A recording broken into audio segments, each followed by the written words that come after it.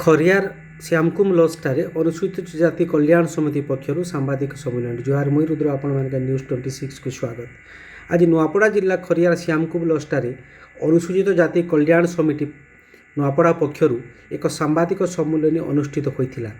ଏଥିରେ ପୂର୍ବତନ ନଗରପାଳ ନିମାଇ ଚରଣ ତାଣ୍ଡି ସଭାପତିତ୍ୱ କରୁଥିଲା ବେଳେ ବିଶିଷ୍ଟ ଅତିଥି ଭାବରେ ଅନୁସୂଚିତ ଜାତି କଲ୍ୟାଣ ସମିତି ପ୍ରତିଷ୍ଠାତା ସଭାପତି ଫକୀର ମୋହନ ଜଗତ ଯୋଗଦାନ କରିଥିଲେ। ଅନ୍ୟମାନଙ୍କ ମଧ୍ୟରେ ଜ୍ୟୋତିଲାଲ ବଞ୍ଜାରେ, କାର୍ତ୍ତିକ ବାଗ, ମେଘନାଥ କୁମ୍ଭାର, ଧନୁର୍ଦ୍ଧର ବାଗ, କୁଟୁରାମ ସୁନାନୀ ଯୋଗଦାନ କରିଥିଲେ। ସାମ୍ବାଦିକ ସମ୍ମିଳନୀର ଉଦ୍ଦେଶ୍ୟ ଥିଲା ଯେ ଓଡ଼ିଶା ସରକାରଙ୍କ ଉପମୁଖ୍ୟମନ୍ତ୍ରୀ ପ୍ରଭାତୀ ପରିଡ଼ା ଯେଉଁ ଲକ୍ଷ୍ମୀ ପୁରାଣ ବଣ୍ଟନ ନେଇ ସୂଚନା ଦେଇଛନ୍ତି ତାହାକୁ ବିରୋଧ କରାଯାଇଛି। ଏହାଦ୍ୱାରା ଧର୍ମ ଏବଂ ଜାତି ମଧ୍ୟରେ ବିଦ୍ୱେଷ ସୃଷ୍ଟି ହେବା ସହ ଲୋକଙ୍କୁ ଭାରତୀୟ ସମ୍ବିଧାନ ପ୍ରଦାନ କରାଯାଉ ବୋଲି କହିଥିଲେ। ଆସନ୍ତୁ ଏ ନେଇ ତାଙ୍କଠାରୁ ସିଧା ପ୍ରତିକ୍ରିୟା ନେବା। ଦେଖନ୍ତୁ ଆଜ୍ଞା, ସାମ୍ବାଦିକ ସମ୍ମିଳନୀର ଅର୍ଥ ଆଜି ଆପଣମାନଙ୍କୁ ପୂର୍ବରୁ ବିସ୍ତୃତ ଭାବରେ କହିଛି, ଏବେ ବି କହୁଛି ଯେ ଓଡ଼ିଶା ସରକାରର ବିଫଳତା ଆପଣମାନେ ଜାଣିଛନ୍ତି। 2 ବର୍ଷ ଭିତରେ ବିଶେଷ ଭାବରେ ଯେଉଁ ଶିକ୍ଷା ନୀତିକୁ ନେଇକରି ହଜାର ହଜାର ଯେଉଁ ଭୁଲ ହେଇଛି, ଆଉ ଫାଉଣ୍ଡେସନ ହେଲା ପ୍ରାଇମେରୀ ଶିକ୍ଷା, ଏବଂ ସେଥିରେ 2000ରୁ ଉର୍ଦ୍ଧ୍ୱ ଭୁଲ, ଯାହାକି ବିଶ୍ୱ ଦରବାରରେ ଓଡ଼ିଶାକୁ ଅପମାନିତ କରିଛି ସରକାରର ଭୁଲ ନୀତି ଯୋଗୁଁ। ତ ତାକୁ ଡାଇଭର୍ଟ କରିବା ପାଇଁ, ଲୋକଲୋଚନରୁ ହଟାଇବା ପାଇଁ ଆମର ଉପମୁଖ୍ୟମନ୍ତ୍ରୀ ଶ୍ରୀମତୀ ପ୍ରଭାତୀ ପରିଡ଼ା ଯେଉଁ ଷ୍ଟେଟମେଣ୍ଟ ଦେଉଛନ୍ତି ଆପଣଙ୍କର ମାଧ୍ୟମରେ ଯେ ଆମେ 28 କୋଟିର ଯୋଜନା କରିଛୁ ଏବଂ ସବୁ ଘରେ ଘରେ ମାଣବସା ଗୁରୁବାର ଲକ୍ଷ୍ମୀ ପୁରାଣ ଆମେ ବଣ୍ଟନ କରିବୁ। ତ ମାଣବସା ଗୁରୁବାର ଆମେ ଆଜ୍ଞା ହିନ୍ଦୁ, ଆମ ଭିତରେ ଲକ୍ଷ୍ମୀ ଅଛନ୍ତି, ଭଗବାନ ଅଛନ୍ତି।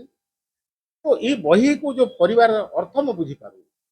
ଏବଂ এই ବହିରେ ଆପଣ ଦେଖିବେ ୟା ଆଗରୁ ଯେଉଁ ବହି ଅଛି, ଯାହାକୁ ଏ ଲକ୍ଷ୍ମୀ ପୁରାଣଟା କୌଣସି ପୁରାଣରୁ କୌଣସି ବେଦରୁ ଉଦ୍ଧୃତ ନୁହଁ, ଯୁଗ ଉପଯୋଗୀ ହିସାବରେ ବଳରାମ ଦାସ ଗୀତକୁ ଲେଖିଥିଲେ, ବହିକୁ ଲେଖିଥିଲେ ଏବଂ ସେଥିରେ ଜାତୀୟଣ ମନୋଭାବ ପୁଞ୍ଜୀଭୂତ ହେଇକି ରହିଛି। ଗଉଡ଼କୁ ସେଥିରେ ଭର୍ସନା କରାଯାଇଛି, ହାଡ଼ିକୁ ଭର୍ସନା କରାଯାଇଛି, ପାଣକୁ ଭର୍ସନା କରାଯାଇଛି, ତ ST SC OBCକୁ ଭର୍ସନା କରାଯାଇଛି। କିନ୍ତୁ ଯୁଗୋପଯୋଗୀ ଯେହେତୁ ଥିଲା, ବ୍ୟାପକ ହେଇନଥିଲା, ଯାହାର ଇଚ୍ଛା ଥିଲା ତାକୁ ସେ ମାନୁଥିଲା, ଯାହାର ଇଚ୍ଛା ନଥିଲା ନ ମାନୁଥିଲା।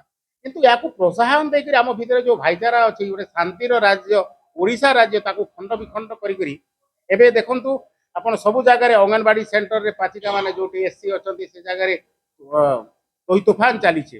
ଆଜି କାଲି ଟିଟଲାଗଡ଼ରେ ବିରାଟ ବଡ଼ ଧରଣର ହଜାର ହଜାର ସଂଖ୍ୟାରେ ରେଲି ବାହାରିଥିଲା ୟାକୁ ପ୍ରତିବାଦ କରିବା ପାଇଁ। ତ ଏଇ ପରିସ୍ଥିତିରେ, এই ସମୟରେ এই ବହି ବଣ୍ଟା କେତେ ଦୂର ଆମ ଭିତରେ ଯେଉଁ ଭାଇଚାରା ଅଛି, ବିଶେଷ ଭାବରେ ଖଡ଼ିଆଳ ଅଞ୍ଚଳରେ ଯେ ଭାଇଚାରା ଅଛି, ଆମେ ସମସ୍ତେ ବସୁଦେବ କୁଟୁମ୍ବକର ଦ୍ୱାହି ଦେଇକିରି ଅଛୁ, ଗୋଟେ ପରିବାରର ବୋଲିକିରି ଅଛୁ। ଖଡ଼ିଆଳ ଏଡ଼େ ବଡ଼ ସହର ହେଲେ ବି ଆପଣମାନେ ଜାଣି ଖୁସି ହେବେ ଏଥିରେ ଆଜ୍ଞା ଶବ୍ଦ କେବେ ବ୍ୟବହାର ହୁଏ ନାହିଁ।